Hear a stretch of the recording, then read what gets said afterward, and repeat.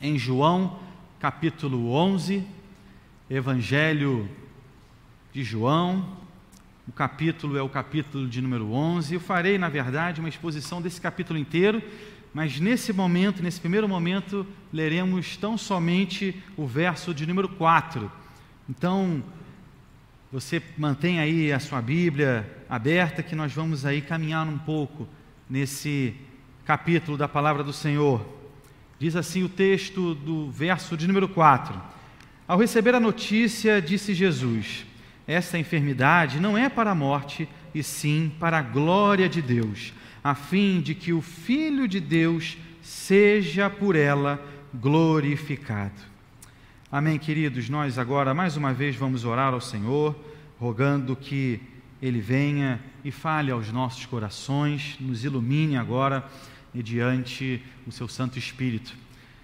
Bondoso Deus, aqui nós nos encontramos, Pai, carentes da Tua graça, do Teu cuidado. Precisamos, Deus, da Tua iluminação, da Tua orientação, para que verdadeiramente a Tua palavra venha e internalize em nós, Pai. E não somente isso, mas que ela possa, através das nossas bocas, dos nossos lábios, também se propagar até os confins da terra, para a honra e glória do Teu nome, em nome de Jesus. Amém. Pensar, queridos, na questão do sofrimento humano é importante, porque é algo que a maioria de nós aí já vivenciou.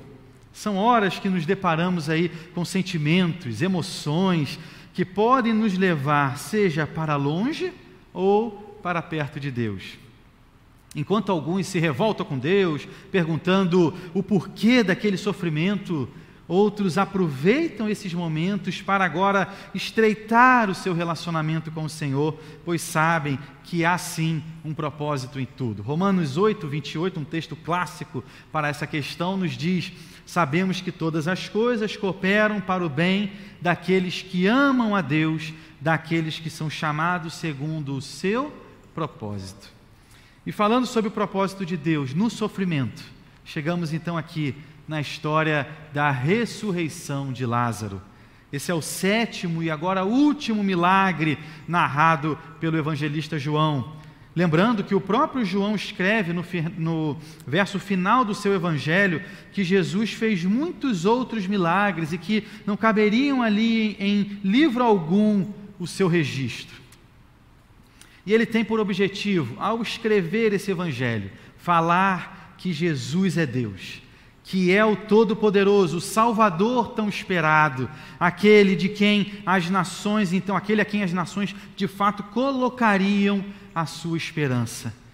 João aponta para Jesus como o próprio Deus entre nós, o Criador de todas as coisas, que estava entre nós, que andou entre nós.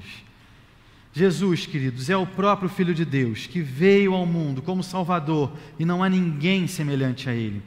O alvo de João, então, escrevendo esse Evangelho, é para que nós agora creiamos nele, no Filho, em Jesus Cristo. Creiamos que Jesus é esse Salvador do mundo. E seu alvo também é mostrar a glória de Deus por meio de Jesus Cristo. Esse milagre da ressurreição de Lázaro mostra que Jesus tem poder até mesmo sobre a morte. E olhando então agora para o nosso texto, veremos como a glória de Deus brilha em Jesus, em cada um agora então dos pontos que vamos trabalhar. Primeiro, Deus mostrou a sua glória permitindo a doença de Lázaro. Do verso de número 1 ao verso de número 4, nós lemos assim: estava enfermo Lázaro de Betânia, da aldeia de Maria e de sua irmã Marta. Essa Maria, cujo irmão Lázaro estava enfermo, era a mesma que ungiu com bálsamo o Senhor e lhe enxugou os pés com os seus cabelos. Mandaram, pois, as irmãs de Lázaro dizer a Jesus: Senhor, está enfermo aquele a quem amas. Ao receber a notícia, disse Jesus: esta enfermidade não é para a morte, e sim para a glória de Deus, a fim de que o Filho de Deus seja por ela glorificado. Percebemos então, queridos, que o alvo de Deus ao permitir a doença de Lázaro é mostrar a sua glória. Isso parece até para nós um tanto quanto controverso. Como assim Deus mostrar a sua glória agora com uma doença? Geralmente a glória de Deus ela é mostrada quando Ele cura as pessoas, mas aqui a glória de Deus seria revelada mediante a permissão de Deus de que um amado de Jesus ficasse doente. João identifica no primeiro verso que Lázaro era um irmão de Marta e de Maria. Dos 3 irmãos, a mais conhecida era Maria. Com isso, no verso 2, ele diz que é a mesma que ungiu os pés do Senhor com bálsamo e lhe enxugou os pés com os seus próprios cabelos. E cronologicamente, queridos, veja, esse episódio ainda não havia acontecido, só vai acontecer no capítulo 12, mas quando João escreve esse evangelho, o evento já havia acontecido e todos já, então, conheciam quem era Maria. Estavam, então, os 3 irmãos e Jesus. E a certa altura, ela agora derrama o perfume caríssimo sobre os pés do Senhor e os enxuga com os seus próprios cabelos. E isso deixa Judas ali revoltado, jogando dinheiro fora, com tantos pobres por aí, desperdiçando dinheiro com Jesus. E nós sabemos, queridos, qual é a real intenção de Judas, que não eram exatamente os pobres, mas, claro, os seus próprios interesses. E Jesus então diz aos discípulos para deixarem, porque o que ela está fazendo era para prepará-lo para a sua morte.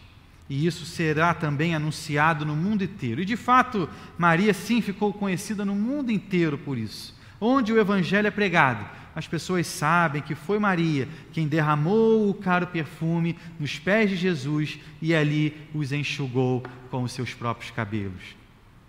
João, então, se utiliza desse episódio para agora confirmar que foi o irmão daquela Maria tão conhecida que ficou doente e que moravam nessa cidade de Betânia, a pelo menos 3 quilômetros de Jerusalém, ao lado do Monte das Oliveiras. E o verso 3 nos diz, queridos, que as irmãs de Lázaro mandaram dizer a Jesus: Senhor, está enfermo aquele a quem amas. Jesus estava então nessa região da Bereia, 40 quilômetros de distância, e as irmãs, talvez na esperança que Jesus poderia fazer alguma coisa, enviam então um mensageiro para comunicar a Jesus que aquele a quem tu amas está doente. Jesus tinha um relacionamento muito especial com essa família.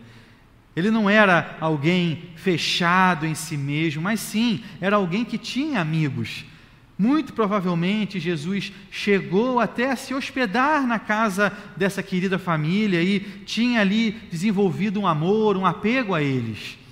E quando então o mensageiro lhe dá a notícia, Jesus afirma que a enfermidade de Lázaro não era para a morte, mas sim para que o Filho de Deus seja glorificado. Aqui o Senhor Jesus revela então o propósito daquela doença: mostrar a glória de Cristo. Através daquela doença, Jesus seria conhecido, exaltado e querido. O objetivo dessa doença, queridos, não era exatamente a morte de Lázaro, mas que as pessoas vejam quem é Jesus através da doença. E Deus manifesta a sua glória por meio do sofrimento do seu povo também, queridos. Uma lição que por vezes não é fácil de ouvirmos. Ao contrário do que certas teologias por aí afora ensinam, aqueles a quem Jesus ama podem sim ficar doentes, mas no meio do sofrimento, no meio da angústia, Cristo nos mostra a sua glória e nos dá agora condições de suportar e manifestar também a nossa fé. Esse é o alvo de Deus, com então os acontecimentos em nossas vidas. Esse é um movimento que devemos sempre fazer, queridos. Como o Senhor pode ser glorificado em meio a esse sofrimento, em meio a essa luta, em meio a essa dor que eu estou passando? De que maneira a glória dele pode ser então revelada? De que maneira eu posso mostrar quem é Deus no meio de toda essa aflição? Fazendo assim, certamente passaremos melhor por essas circunstâncias da vida, que todos nós estamos sujeitos a passar, inclusive aqueles a quem Jesus ama. Versos de 5 a 16, se Deus mostra a sua glória com a enfermidade de Lázaro, agora Ele também mostra a sua glória com a demora de Jesus para que Lázaro então morresse. De 5 a 16, diz o nosso texto: ora, amava Jesus a Marta e a sua irmã e a Lázaro. Quando, pois, soube que Lázaro estava doente, ainda se demorou 2 dias no lugar onde estava. Depois disse aos seus discípulos: vamos outra vez para a Judéia. Disseram-lhe os discípulos: mestre, ainda agora os judeus procuravam apedrejar-te e voltas para lá? Respondeu Jesus: não são 12 as horas do dia? Se alguém andar de dia, não tropeça, porque vê a luz desse mundo. Mas se andar de noite, tropeça, porque nele não há luz. Isso dizia e depois lhes acrescentou: nosso amigo Lázaro adormeceu, mas vou para despertá-lo. Disseram-lhe, pois, os discípulos: Senhor, se dorme, estará salvo. Jesus, porém, falara com respeito à morte de Lázaro, mas eles supunham que tivesse falado do repouso do sono. Então Jesus lhes disse claramente: Lázaro morreu, e por vossa causa me alegro de que lá não estivesse, para que possais crer. Mas vamos ter com ele. Então Tomé, chamado Dídimo, disse aos condiscípulos: vamos também nós para morrermos com ele. Jesus, queridos, aqui ficou no mesmo lugar, esperando que aquela situação ficasse pior. Porque quanto pior fosse a situação, mais o seu poder ficaria ali demonstrado. A glória dele seria mais bem revelada se ele então ressuscitasse um morto do que curando um doente. Por isso, quando recebe a notícia, Jesus ficou ali esperando ainda 2 dias no lugar que estava, porque queria manifestar a sua glória.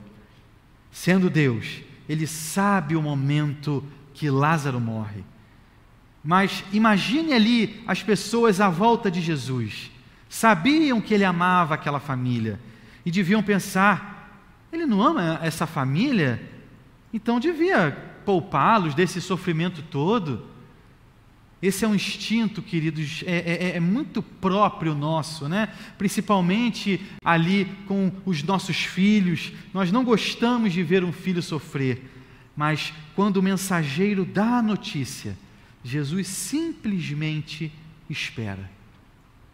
Às vezes não entendemos esses movimentos de Deus. Senhor, aquele a quem amas está sofrendo. E aí você ora, manda recado e silêncio. Porque Deus tem um propósito em tudo, querido. Deus é glorificado até mesmo quando Ele demora a atender, para que aquilo que está em nosso coração se manifeste. Para saber a intensidade, para saber a maturidade da nossa fé. E o verso 7, Jesus então finalmente diz: vamos novamente para a Judéia. E os discípulos estranham, porque haviam acabado de sair de Jerusalém. E lá, os líderes judeus queriam então matar Jesus, porque falava ser o próprio Deus. E aquilo, claro, para um judeu era uma blasfêmia. E Jesus então foge e vai se retirar no norte, na região ali da Bereia, mas agora ele diz que vai retornar para lá. Betânia era ali muito próxima de Jerusalém, e os discípulos não entendem por que Jesus então quer retornar para aquela região. E então, no verso 11, ele diz aos seus discípulos: nosso amigo Lázaro adormeceu, mas vou para lá despertá-lo. Isso mostra, queridos, que Lázaro não era só querido de Jesus, mas também de todo o grupo apostólico. Era o amigo, alguém amado por aquele grupo. E aqui Jesus afirma que Lázaro dormiu, mas que ele vai para despertá-lo. É muito comum no Novo Testamento, principalmente, essa expressão aparecer para se referir à morte. Para o cristão, queridos, a morte é como sim dormir. Quando dormimos, no dia seguinte, despertamos. A morte ser comparada a um sono é porque, para o cristão, ela é provisória.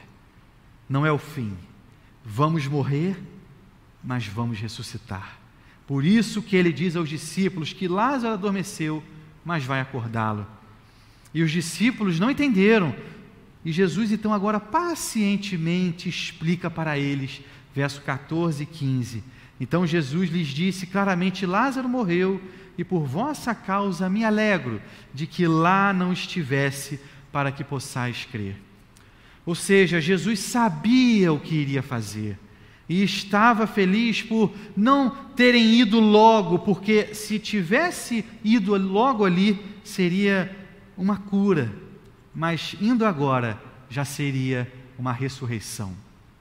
Fazendo isso, os seus discípulos também haveriam de crer nele. E é dessa forma que Deus manifesta a sua glória. Deixa a situação chegar ali no extremo, porque quando Ele age, falemos, só Deus poderia ter feito isso. E a glória de Deus então é manifesta. E Tomé, no verso 15, fala assim: então vamos morrer todos com o Senhor. Eles sabiam que se voltassem, Jesus corria risco de morte e, naturalmente, os seus seguidores também. Se é para morrer, Senhor, vamos então todos morrer. Essa é a ideia de Tomé. Estava disposto a ir e morrer com seu mestre. E chegamos agora na terceira parte desse relato, versos 17 a 27. Jesus tem um encontro com Marta e o seu diálogo com ela lhe desperta a fé. E essa fé é uma fé que vai crescendo. E com isso, Cristo manifesta a sua glória. De 17 a 27, queridos, diz assim o texto: chegando Jesus, encontrou Lázaro já sepultado havia 4 dias. Ora, Betânia estava a cerca de 15 estádios perto de Jerusalém. Muitos dentre os judeus tinham vindo ter com Marta e Maria para as consolar a respeito de seu irmão. Marta, quando soube que vinha Jesus, saiu ao seu encontro. Maria, porém, ficou sentada em casa. Disse, pois, Marta a Jesus: Senhor, se estiveras aqui, não teria morrido meu irmão. Mas também sei que mesmo agora, tudo quanto pedires a Deus, Deus te concederá. Declarou-lhe Jesus: teu irmão há de ressurgir. Eu sei, replicou Marta, que ele há de ressurgir na ressurreição, no último dia. Disse-lhe Jesus: eu sou a ressurreição e a vida. Quem crê em mim, ainda que morra, viverá. E todo o que vive e crê em mim não morrerá eternamente. Creis isso? Senhor, sim, Senhor, respondeu ela. Eu tenho crido que tu és o Cristo, o Filho de Deus, que devias vir ao mundo. Veja, o nosso texto afirma no verso 19 que muitos vieram ter com aquelas irmãs para consolá-las. Isso mostra, sim, que era uma família conhecida naquela região, uma família querida. E é justamente essa multidão que, de forma providencial, iria testemunhar a ressurreição de Lázaro. O milagre que Jesus iria fazer seria um milagre público, diante de uma multidão.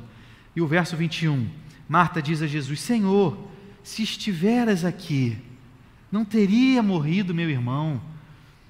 Essa não é, queridos, uma declaração até de dúvida ou mesmo de questionamento, mas até de fé. É interessante notar que nos evangelhos ninguém morre na presença de Jesus. Ninguém fica morto na presença de Jesus. William Hendrickson, um comentarista, ele afirma que seria impróprio que a morte se manifestasse na presença do príncipe da vida. Se o Senhor estivesse aqui, meu irmão não teria morrido. É verdade, queridos, mas essa morte, como já falamos, foi para manifestar a glória de Deus. Verso 22, Marta então manifesta confiança em Cristo, quando afirma que tudo que Jesus pedir a Deus seria concedido. Ela percebeu, testemunhou os milagres de Jesus, havia andado com Ele. Ela agora cria que Jesus era alguém, sim, a quem Deus ouvia. E então, nos versos 23 e 24, Jesus afirma que irá ressuscitar Lázaro. Mas ela entende de forma geral essa afirmação de Jesus. Versos 24 e 25, eu sei, replicou Marta, que ele há de ressurgir na ressurreição, no último dia. Os judeus, queridos, entendiam que no último dia, no juízo final, os mortos haveriam de ressurgir para a vida eterna. A mesma crença dos cristãos. E quando então Jesus falou que Lázaro haveria de ressuscitar, Marta pensou que Jesus estivesse se referindo à ressurreição lá do último dia, quando todos os mortos ressuscitarão. Mas Jesus explica para ela, versos 25, 26 e 27, eu sou a ressurreição e a vida. Quem crê em mim, ainda que morra, viverá. E todo que vive e crê em mim, não morrerá eternamente. Crês isso? Aqui Jesus explica a Marta que Ele é a causa da ressurreição. É Ele quem traz vida aos mortos. E quem crê nele, ainda que morra nesse mundo, viverá. E todo aquele que vive e crê nele, não morrerá eternamente. Ele explica que quem crer nele como Salvador do mundo, que morreu pelos nossos pecados, ainda que venhamos sim a morrer, um dia nós vamos viver. Um dia ele nos ressuscitará, porque ele é a ressurreição e a vida. A morte não é o fim para o cristão, mas ele também nos diz que quem vive e crê nele não morrerá eternamente. Ou seja, quem está vivo agora e crê em Jesus Cristo não vai morrer eternamente. A morte eterna, queridos, é o inferno, é a separação eterna de Deus. Quem crê em Jesus Cristo pode morrer fisicamente, mas não morrerá eternamente, porque Jesus vai ressuscitá-lo dentre os mortos. Seus pecados estão perdoados por conta do sacrifício de Cristo.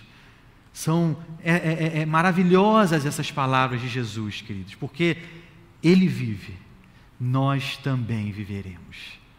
Ele, que é então esse príncipe da vida, também é a vitória sobre a morte. Esse é o convite do Evangelho. Aquele que crê em Jesus Cristo, tenha a certeza, tenha a segurança que viverá eternamente. E no final do verso 26, ele então agora confronta Marta, perguntando se ela cria naquilo que ele dizia, e ela afirma, sim, Senhor, eu tenho crido que Tu és o Cristo, Filho de Deus, que devia vir ao mundo. Ela manifesta, queridos, fé no Senhor Jesus e também compreende quem era Jesus. E do verso 28 ao 37, há agora uma revelação da humanidade de Jesus. Ele mesmo, que acabou de afirmar que era a própria ressurreição e a vida, agora chora. Esse que disse que era Deus, que tem o poder de dar a vida e a vida eterna, em seguida chora como um homem. De 28 a 37, queridos. Tendo dito isso, retirou-se e chamou Maria, sua irmã, e lhe disse em particular, o mestre chegou e te chama. Ela, ouvindo isso, levantou-se depressa e foi ter com ele, pois Jesus ainda não tinha entrado na aldeia, mas permanecia onde Marta se avistara com ele. Os judeus que estavam com Maria em casa e a consolavam, vendo-a levantar depressa e sair, seguiram-na, supondo que ela ia ao túmulo para chorar. Quando Maria chegou ao lugar onde estava Jesus, ao vê-lo, lançou-se-lhe aos pés, dizendo, Senhor, se estiveras aqui, meu irmão não teria morrido. Jesus, vendo-a chorar, e bem assim os judeus que a acompanhavam, agitou-se no espírito e comoveu-se. E perguntou, onde o sepultastes? Eles lhes responderam: Senhor, vem ver. Jesus chorou. Então disseram os judeus: vede quanto o amava. Mas alguns objetaram: não podia ele, que abriu os olhos ao cego, fazer que esse não morresse? Esse verso, queridos, 35, é o mais curto da Bíblia. Jesus chorou, mas é um versículo muito importante, porque aponta para a plena humanidade de Jesus. Aquele que era verdadeiro Deus, era verdadeiro homem. Podia sentir, podia chorar a falta de um amigo querido, Lázaro, podia experimentar a dor ali daquelas irmãs, a dor da perda. Ele chorou, mostrando a sua compaixão, mostrando o seu amor, mostrando a sua preocupação com os seus, a ponto até dos judeus dizerem no verso 36, vede quanto o amava. Dos versos 38 a 46, queridos, Jesus, agitando-se novamente em si mesmo, encaminhou-se para o túmulo. Era este uma gruta, a cuja entrada tinha posto uma pedra. Então ordenou Jesus: tirai a pedra. Disse-lhe Marta, a irmã do morto: Senhor, já cheira mal, porque já é de 4 dias. Respondeu-lhe Jesus: não te disse eu que, se creres, verás a glória de Deus? Tiraram então a pedra, e Jesus, levantando os olhos para o céu, disse: Pai, graças te dou porque me ouviste. Aliás, eu sabia que sempre me ouves, mas assim falei por causa da multidão presente, para que creiam que tu me enviaste. E tendo dito isto, clamou em alta voz: Lázaro, vem para fora. Saiu aquele que estivera morto, tendo os pés e as mãos ligados com ataduras e o rosto envolto no lenço. Então lhes ordenou Jesus: desatai-o e deixai-o ir. Muitos, pois, dentre os judeus que tinham vindo visitar Maria, vendo o que fizera Jesus, creram nele. Outros, porém, foram ter com os fariseus e lhes contaram dos feitos que Jesus realizara. Vemos aqui, queridos, então, como Jesus manifesta a sua glória. Verso 39, Jesus pede que tirem aquela pedra. Naquele tempo, os judeus então enterravam os seus mortos, os enfaixando ali com algumas especiarias e os colocavam agora dentro de grutas com uma pedra fechando a entrada.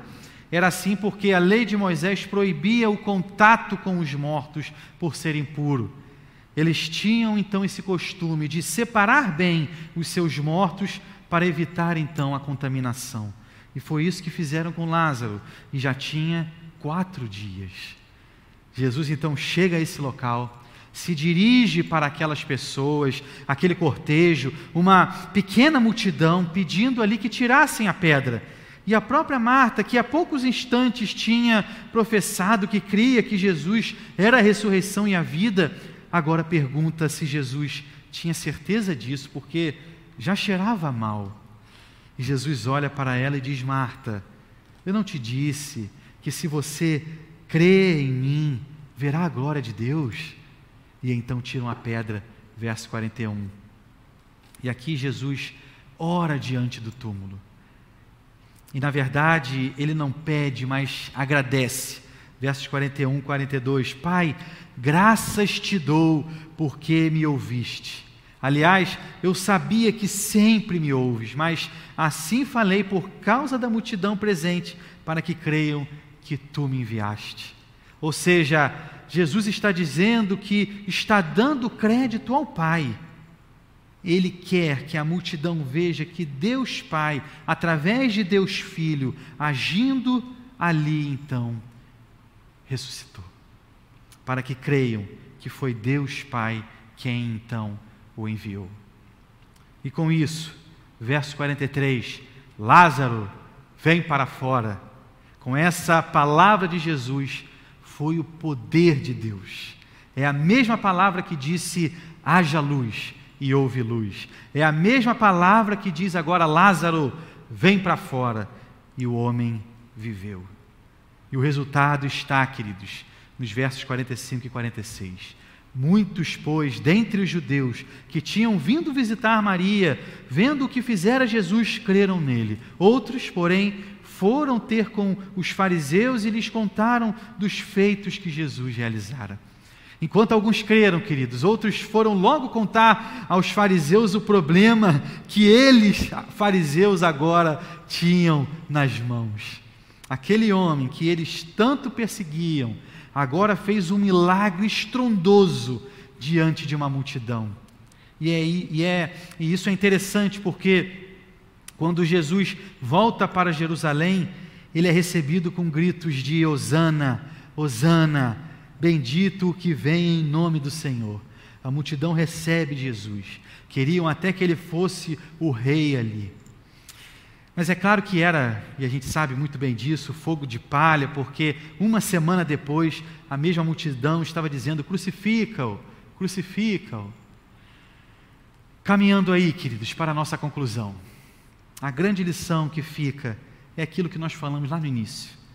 Deus revela a sua glória, mesmo em meio ao sofrimento. As nossas dores, as nossas lutas, os nossos sofrimentos são vistos como que oportunidades para Deus, onde Ele manifesta o seu amor, manifesta o seu cuidado, a sua compaixão pelo seu povo, mesmo quando a nossa fé é uma fé imperfeita. Os discípulos não entenderam o porquê da demora de Jesus, não entenderam porque Lázaro tinha morrido, não entenderam porque tinham que voltar para lá. Marta entendeu, mas também vacilou. Ainda assim, Jesus manifestou a sua glória na ressurreição de Lázaro. Se Deus, queridos, for limitar a manifestação da sua glória, a nossa compreensão, a nossa fé, a nossa capacidade, Ele seria um Deus distante e, claro, nunca se manifestaria. Apesar de nós, das nossas fraquezas, Ele vem ao nosso encontro e manifesta sua glória. Com paciência, com amor, Ele faz isso com todos nós. E continuará fazendo até o último dia das nossas vidas. Além disso, aprendemos que quem crê em Jesus Cristo, ainda que morra, viverá eternamente. Essa é a lição mais preciosa desse texto, queridos. Para aqueles que creem em Cristo, a morte não é o fim. A morte é sim um inimigo final, mas não para nós. Não para quem crê em Jesus Cristo como a ressurreição e a vida. Um dia a morte será vencida.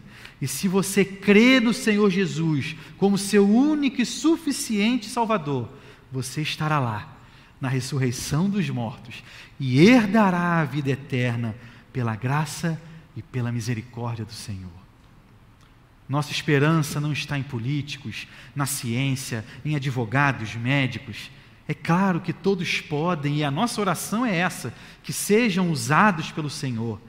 Mas a nossa esperança está em Jesus Cristo, o Salvador do mundo. E você, crês nisso? Se sim, ore ao Senhor, agradecendo pela salvação, agradecendo por Cristo, pela sua glória sendo manifesta na sua vida e através da sua vida. Mas caso você ainda tenha dúvidas sobre a pessoa de Cristo, ainda é tempo. Volte-se para Ele. Aí mesmo onde você está, você pode orar e pedir: Senhor, mude a minha vida, Senhor, mude a minha história. Não quero mais viver essa vida sem sentido, mas quero viver para a sua glória. Creio no senhorio de Cristo Jesus como meu único e suficiente Salvador. Assim como muitos daquela multidão entenderam e creram, o convite de Cristo hoje é para você também. Vamos orar?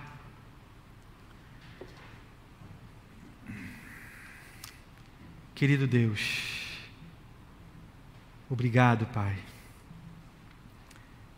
Obrigado por Cristo Jesus, o nosso suficiente Salvador, o nosso Senhor, aquele que nos resgata, que é a própria ressurreição e a vida. Ó Deus, obrigado porque tudo tem um propósito debaixo, Deus, da Tua soberania, da Tua providência, da Tua mão. E nós, como Teu povo, de entendimento tão limitado,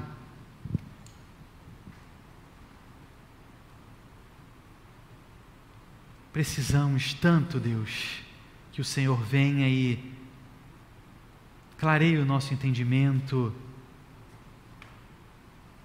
nos mostre verdadeiramente, Deus, que a Tua glória, ela é manifesta em nossas vidas, em cada momento, em cada parte.